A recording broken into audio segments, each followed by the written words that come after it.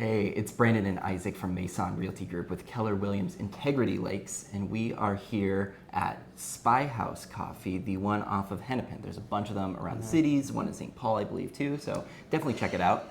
I have the Spy Girl Lavender Honey Latte, and we got Isaac a Blackout. Which was going to keep me very awake, which is not what it meant 20 years ago. I mean, it is what it is, right? Well, you know. Yeah, anyway, what are we talking about today? We're diving into how we can be more intentional when we are buying houses and our strategy with what we're looking at. And with how we write offers, right? That's changed a little bit. I think there's been a lot of conversation about the market shifting, and that's absolutely true.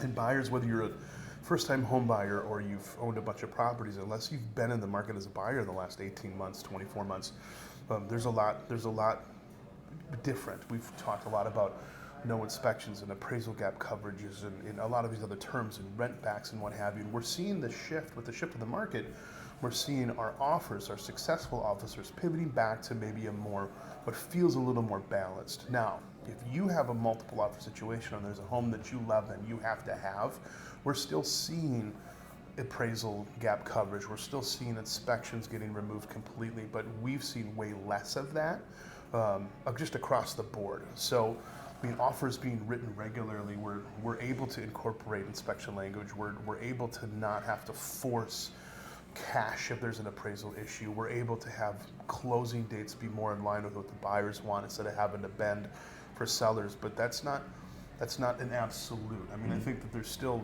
if you really, really want a house, you're still going to pull out all the stops. However, we're finding that if a home has been on the market, let's say a home got listed on a Thursday, if it's in multiple offers and the deadline's on Saturday, it's still going to feel like the market of 3, 4, 5 months ago.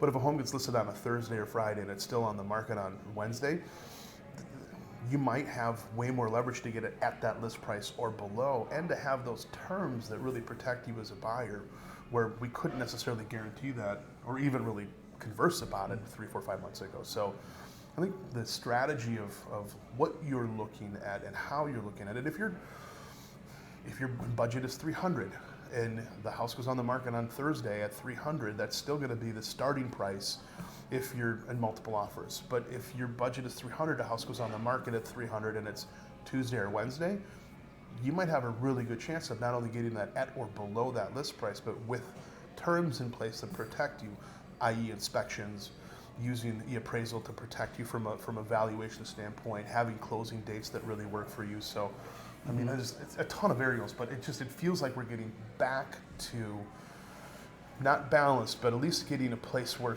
buyers aren't so exposed, right? I think that's kind of the way. I mean, that's what you're feeling when you're talking to buyers too, right? Yeah, it's definitely, and one thing that I've been mentioning too is that when you're seeing a house that you're on the fence about and you aren't really in love with the price, not writing it off like we would have 6 months ago, but saying just put it in your back pocket, keep an eye on it. Because if it sits through the weekend, then we can circle back and get back to it. And then it's in that happy medium point for you. Those words would not have been uttered 6 months ago. Yeah. They're gone. Well, I think, I mean, there's no one way and there's no one particular trend, but the truth is that the market is shifting. It's when we're pivoting with it.